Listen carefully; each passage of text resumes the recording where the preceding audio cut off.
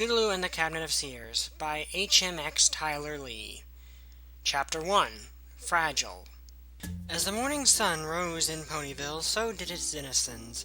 The market stalls gradually began to line themselves with various wares, foods, and other oddments that the shopkeepers deemed worthy of display. In near-perfect synchrony, signs flipped from the apologetic, "Sorry, we're closed," to the inviting, "Yes, we're open!"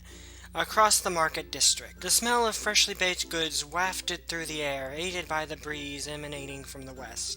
Up above, the few clouds still remaining in the sky were quickly purged by the early morning weather shift. It was one of the few days left in autumn that were scheduled to be warm and hospitable.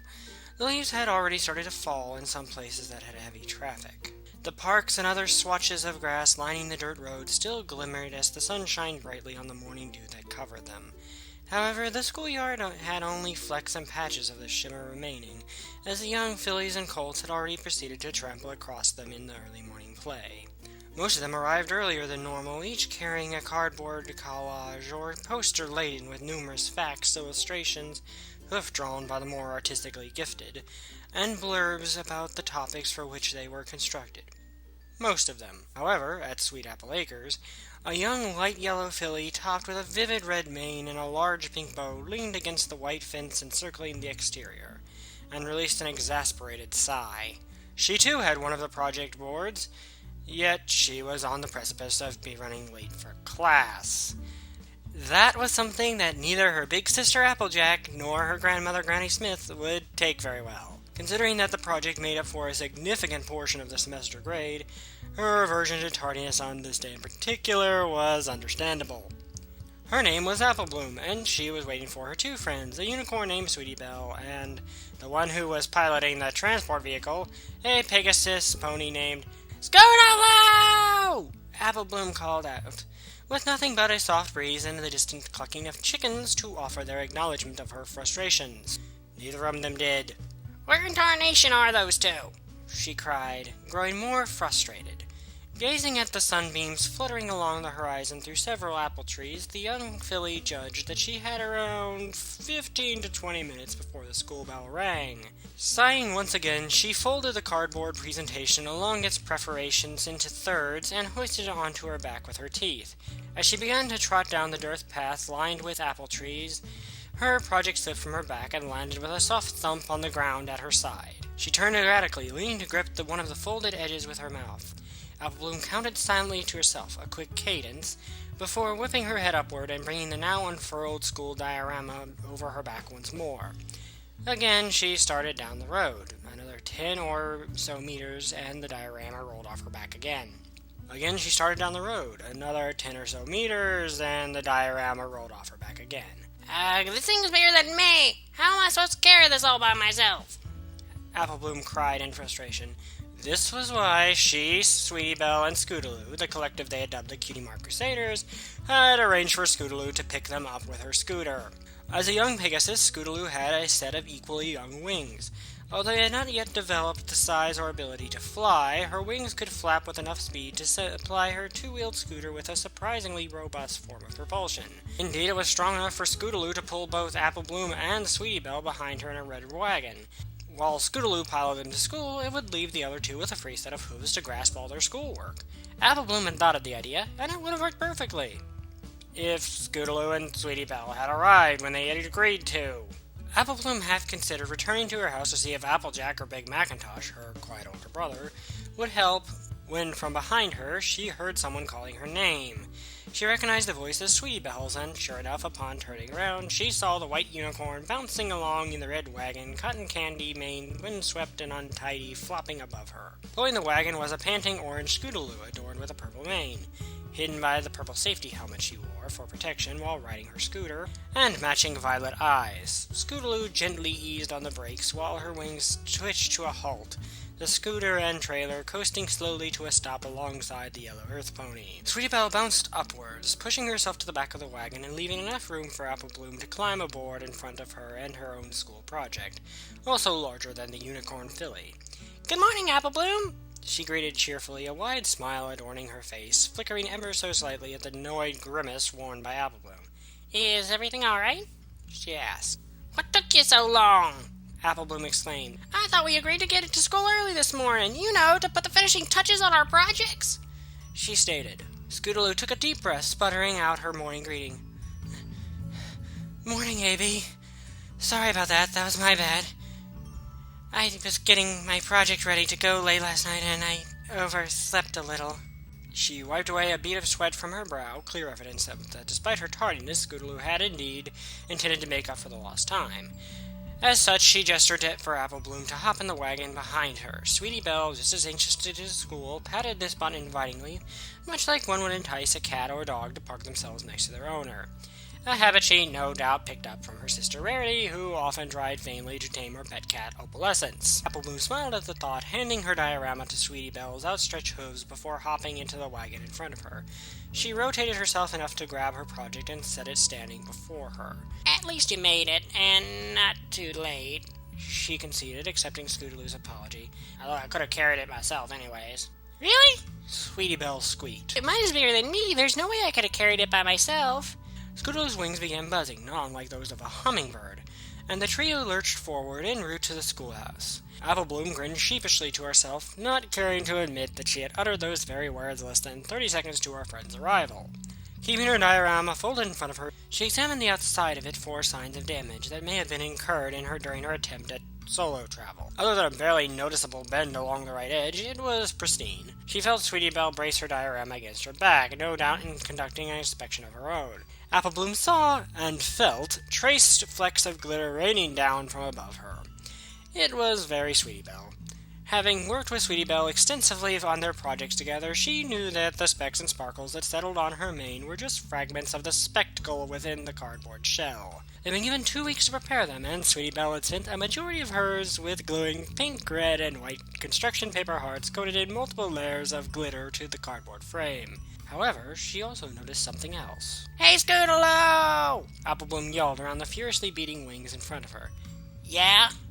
Where's yours? The rhythmic pulse of the wings ceased jarringly for only a moment, before resuming their cycle. Scootaloo bent her head to the left, careful to ensure there was nothing in front of her before taking her eyes off the road. What was that? Apple Bloom quickly turned her head around behind her, looking just to make sure she wasn't mistaken. Sweetie Belle followed suit, lifting herself just slightly to make sure she wasn't sitting on it. Your Holidays of Equestria project for school, Apple Bloom clarified. Did you forget it at home? Another jerk as the motor halted, this time easing to a stop as they coasted slowly up to the front of the schoolyard. Scootaloo leapt from her seat, unbuckling her helmet and resting the scooter in place. We're here just in time, too, she exclaimed, louder than the situation had called for. Sweetie Belle and Apple Bloom both lowered themselves out of the wagon, exchanging glances at one another. This time it was Sweetie Belle who asked about Scootaloo's school assignment. Scoot, you do have your project, right? Scootaloo, careful not to look at either pony as she precariously hung her helmet from its strap onto the handlebars of her scooter, mumbled soft enough that only she could hear it. The other two fillies both raised an eyebrow. Sorry, I didn't quite catch that. Sweetie Belle offered again, sweetly. Scootaloo's little wings twitched as she turned to face her interrogators, a look of discontent lining her face. I was just going to do an oral presentation, she sputtered out. An oral presentation? An oral presentation? Apple Bloom and Sweetie Belle echoed simultaneously. You can't just do an oral presentation for this, Scootaloo. Apple Bloom preached. Yeah, chimed in Sweetie Belle. The visual aid is half the grade. Even if you ace the actual speaking part, you would still... She stopped as her Pegasus friend's eyes widened and narrowed in time with her words. I'm not gonna fail, Scootaloo said crossly. I'm fine. I'm just going to really have to make it pop. Apple Bloom looked nervously between Scootaloo and Sweetie Belle. If you're sure, but why ain't you got one? Isn't that why you were late? Scootaloo opened her mouth just as soon as Apple Bloom finished the question to defend herself. Hey, we're not late. I made it here with 5 minutes to spare. Cheerily, the school teacher stuck her head out of the door and yelled, All right, my little ponies, 2 minutes until class. Please come in and take your seats so we can get started on the presentations. Okay, 2 minutes, Scootaloo corrected herself. I would have done it, but I just didn't have time, she stammered. Didn't have time? Apple Bloom asked incredulously, her inexplicable southern accent punctuating her vowels. Me and Sweetie Belle have been holed up in Twilight's library. Princess Twilight's library, you mean? Scootaloo interrupted smartly. The point is, Scootaloo... Sweetie Belle spoke cautiously, trying to defuse the situation. She couldn't stand to watch her friends fight. We've been working non-stop on these for 2 weeks in the library to get it done on time. Every time we ask you to come with us, you're always busy. I'm always busy this time of year, Scootaloo said quickly. Besides, I'm sure Princess Twilight Sparkle has better things to do than help a bunch of fillies with their schoolwork. Nuh-uh, Apple Bloom argued, shaking her head. Princess Twilight is real big on education. When she wasn't working with Rainbow Dash outside, she and Spike were real nice about helping us find books and making us snacks and stuff. Scootaloo rolled her eyes, offering a sarcastic, "I'm sure," in response. She took a deep breath and tried her best to reassure the other two that they were making too big of a deal about it. "Don't worry about it, girls. I'll figure something out. As long as I max points on the talking bits, I'm sure I'll still have enough of a good grade at the end of the semester." Scootaloo started up the front steps, taking small hops to ascend quicker. Come on, let's get to class. Apple Bloom and Sweetie Belle both sighed, gripping their cardboard with their teeth and placing them on their backs. They strode up behind Scootaloo, careful to hold their cargo steady as their friend held the door for them. Thanks, Sweetie Belle said as they made their way inside. The smell of chalk and ink hung around the air, the door closing behind the three. So which holiday did you go with? She asked, turning her head to look behind her at Scootaloo. I went with, Hearts and Hooves Day. That should be an easy one, right? Scootaloo replied. Eep. Sweetie Belle squeaked, bouncing ever so slightly. It was just enough for her folded cardboard diorama to fall on the floor on its back, the folded thirds unfurling and causing a small puff of glitter to rise from the collage. A bright pink and red cacophony of color and shimmer lay on the floor before the ponies, with words crafted meticulously from bright yellow construction paper reading, "Hearts and Hooves a Day." Scootaloo turned her head to read the font. Oh, you're doing it too? She inquired. Sweetie Belle and Apple Bloom both fidgeted while the former answered. Well, yes and no. Not also.